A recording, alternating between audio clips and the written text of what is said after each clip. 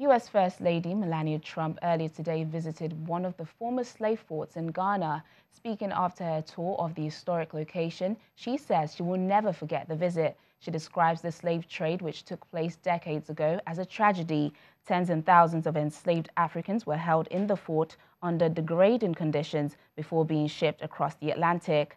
Mrs. Trump is on the second day of her four-nation solo trip to Africa. In addition to Ghana, she's due to visit Malawi, Kenya, and Egypt before returning to the United States on October the 7th. We have a Ghanaian journalist with us now, Beatrice Sinaju. Thanks for joining us on the program. How are Ghanaians reacting to the First Lady's visit to the country? People are wondering why the visit now. They are thinking of the developmental things she's bringing on board. So they are wondering what she's bringing on board, so that we move after with others. What exactly would you say is the purpose of her visit? Mrs. Melania Trump is on a solo tour to the African continent to promote her Be Best campaign, which she launched in May 2018.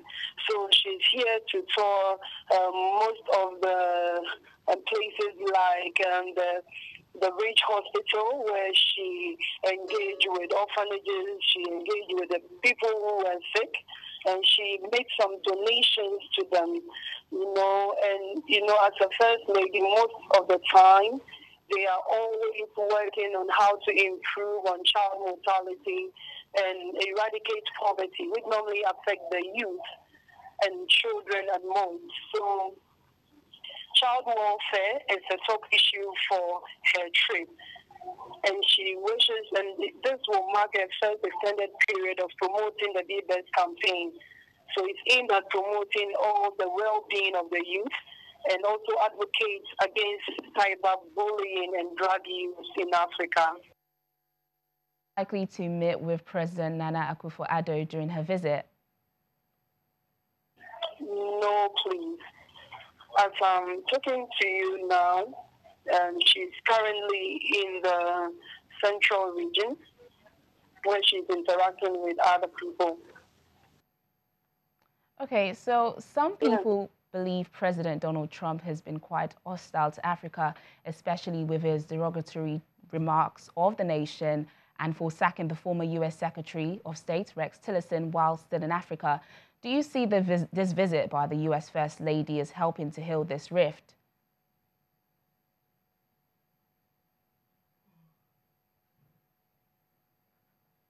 Okay, so do you see this visit by the U.S. First Lady as trying to help heal the rift between the U.S. president and African nations?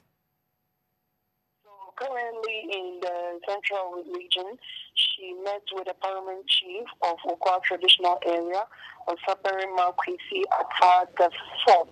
She was met by the Foreign Affairs Minister, Madame Shirley Ayokobojo, the Deputy Minister for Aviation, Mr. Kwabena Ochirida Kumensa, the Gender Minister, Madame Cynthia Morrison.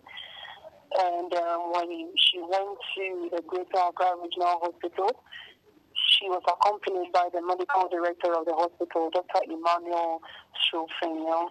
And in the central region, she met with Ghanaian journalist Beatrice Sinaju. Thank you for joining us on the program. Yes, the head of Liberia's central bank, Nathaniel Patre, says no cash has gone missing in the country, despite reports of over $100 million worth of freshly printed banknotes missing. Several central bank officials were banned from traveling after the story broke last month. The information minister says there are no records that the banknotes were delivered to the central bank or had been put in circulation. Speaking with journalists, the bank governor said the information is untrue, and he also called for the removal of the travel bans to allow his staff to work. The United States says it has no plans to reduce its support for the French-led military campaign against Islamist militants in Mali. Speaking during a joint news conference with French Defense Minister, U.S. Defense Secretary James Mattis said the U.S. has no intention of cutting back their support. According to civil society groups, jihadist attacks in Mali have tripled in the past 3 years, and the militants have spread from the country's north to the center.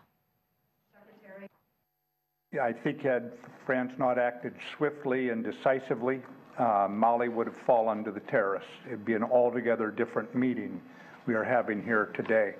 Fortunately, the French moved quickly, and we have also supported the French-led effort with the African troops that the French are supporting, and we have no intention of cutting back one bit on that support. We will maintain the intelligence support and logistics support, and we fully embrace the French mission there, as do a number of other of our allies. A group of activists in Cameroon are using their music to reduce tension in the Anglophone region as the country looks to its presidential elections on Sunday. A military crackdown on the separatist insurgency in the Western English-speaking region has killed scores and displaced tens of thousands of people, threatening security in the upcoming vote. Cameroonian singer Leslie has released a song calling for peace in the Anglophone region of Cameroon, especially as the country heads for polls on Sunday. A 21-year-old Afro jazz solo artist collaborated with three other singers, Ewube, Blaze B, and Marjake, on the single Stand for Peace. With peace we are strong, if only we can see. It's the first major offering by Leslie, who came to the limelight in 2016 as a semi-finalist on The Voice Afrique Francophone. We've been facing crisis lately. People are being displaced. There's rampant death everywhere. So this had to get to our minds, and we decided to join our voices together to advocate for peace, because we all know that music is a universal language and it's also food for the soul. So we just believe and we know that where speeches could not reach, actually music is going to reach, and melody inclusive, it's going to reach and it's going to touch hearts and touch souls. So we are believing that the song is going to actually mend broken hearts and speak for the peace that we are actually advocating for.